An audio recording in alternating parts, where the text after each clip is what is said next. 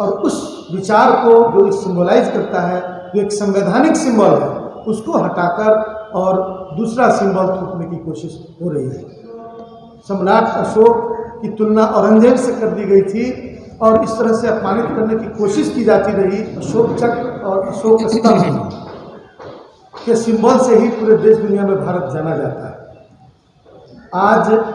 और हम कह सकते हैं कि यह बिहार वालों की विरासत। वीरेंद्र कुशवाहा जी, श्रीमती मधु मंजरी जी, राजेश यादव जी, शोभा प्रकाश जी, ये सभी हम इस प्रेस कॉन्फ्रेंस में उपस्थित हैं और साथी जो जिनका मैं नाम नहीं सकता।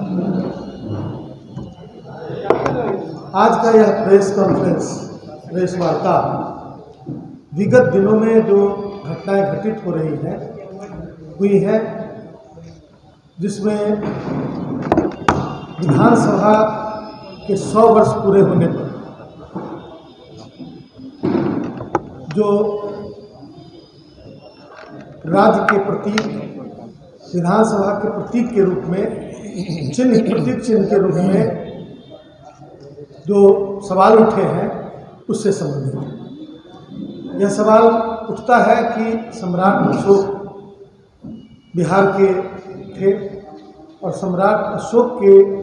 द्वारा जो कार्य किए गए, जो बुद्ध के विचारों का विस्तार किया गया, फैलाया गया, जिसकी वजह से एक सॉफ्ट पावर को डेवलप किया गया, जिसकी वजह से अंतर्राष्ट्रीय संबंध भारत के बने, और उसको लेकर, उनकी उपलब्धियों को लेकर जब देश आज़ाद हुआ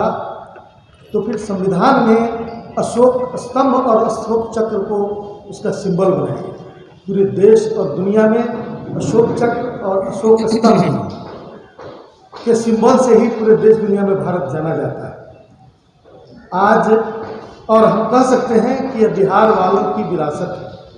बिहार के गरीबों की विरासत, बिहार के समाज के, बहुजन समाज की विरासत, सभी समाज की विरासत। और भले ही अशोक कुशवाहा समाज के हों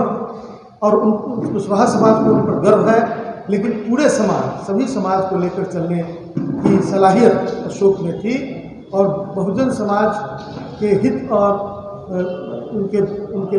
लाभ के लिए उन्होंने काम किया। एक समरसता,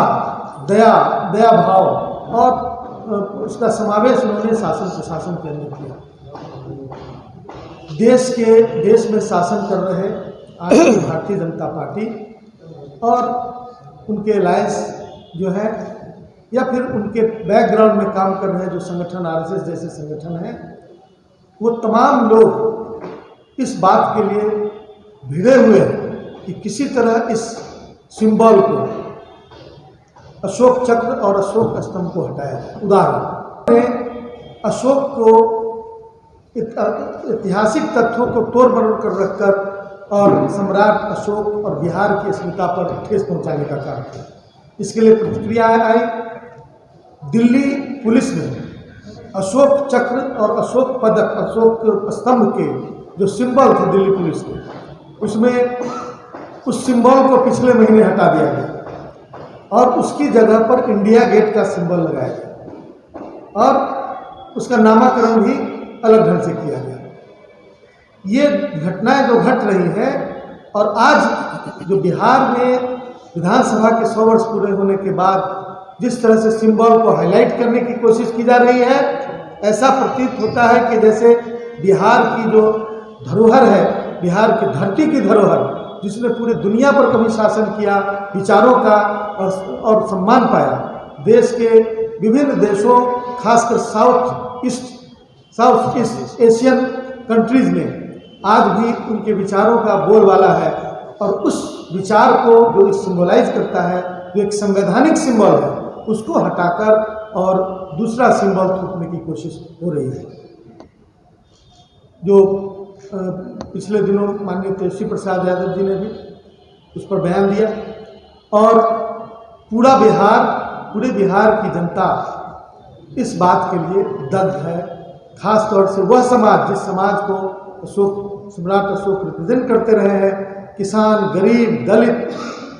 अल्पसंख्यक, अति पिछड़े और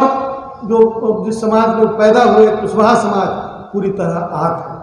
हम पूरे बिहार में इससे संबंधित मुहिम चलाएंगे और लोगों के बीच जाएंगे और इस कार्य का हम विरोध करेंगे। बिहार के अंदर माननीय नीतीश कुमार बिहार के मुख्यमंत्री हैं और इस तरह के मौके पर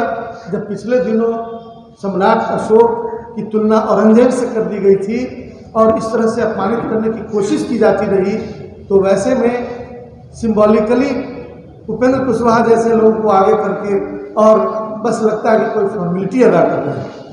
अभी जो बिहार विधानसभा के संदर्भ में जो घटना घटी, इसके लिए नीतीश कुमार भी जिम्मेवार है।